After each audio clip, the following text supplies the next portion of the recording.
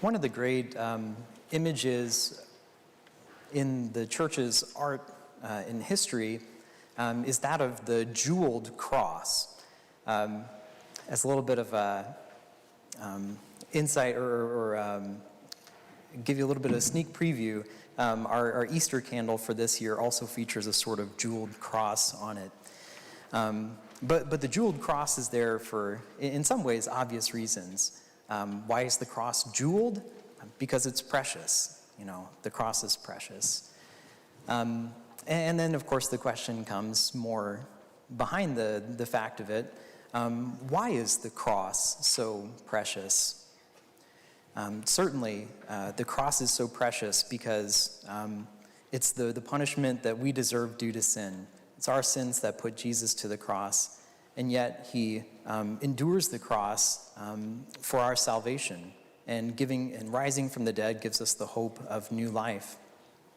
But I was struck in particular with an image from the Passion of the Christ, Mel Gibson's film. When Jesus takes up his cross, there's just something really beautiful about the way that it's portrayed there. You know, this huge and heavy cross is just plopped down right in front of Jesus there. And he's already so weak that he's just dangling, essentially, and like barely able to keep himself above the ground. In fact, he starts to use the cross at that point just to kind of hold himself up so he can start walking on the way to Calvary. But you see what happens in his expression, you know, as the cross is laid before him. He doesn't run away in fear, you know, or it doesn't look like in abject horror.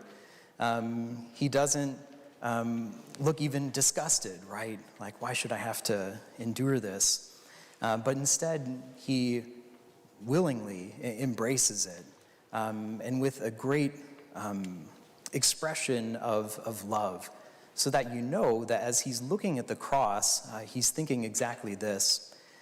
I know that if I embrace this cross, there will be somebody in the future, many people in the future, who will be freed from sin, freed from slavery, who won't have to endure the eternal punishment of hell, but instead will now have the chance at new life. As I embrace this cross, I know that if I do so, I will give hope to people in their own sufferings in life, that they know as they have to bear their own crosses, they don't have to do so alone, that I will be with them in it. And not only that I will give them the hope that those sufferings will bear fruit. Perhaps in this life they'll be relieved, but certainly in the next.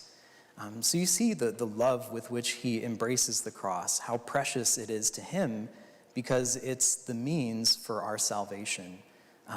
It's precious to him because it helps us come through this life to be with him forever in the next. So as we come to approach the cross today, we won't be able to do so in the normal way. We won't be able to be right at the foot of the cross like Joseph or like John or Mary, you know, and touch it or kiss it. Today we'll have to stand from afar. And so as you come forward for veneration of the cross, we'll come forward in the way we've been doing so for communion, and you can either genuflect or bow in front of the cross. We must be today like the crowds on the hill of Calvary. But know that as you come before the Lord, he is so grateful, you know, for your presence here, how your presence strengthens him. You can imagine him looking from the cross upon the crowds gathered and supported by those that he knew were his faithful disciples and hadn't given up on him. We get to be like that today and acknowledge with gratitude in our hearts the preciousness of the cross for us because it's the proof of his love for us and what gives us the chance to be with him forever in heaven, as well as when we have our own sufferings, to know that we're not alone, that he is bearing our crosses along with us. And so the Lord gives us the promise of his love.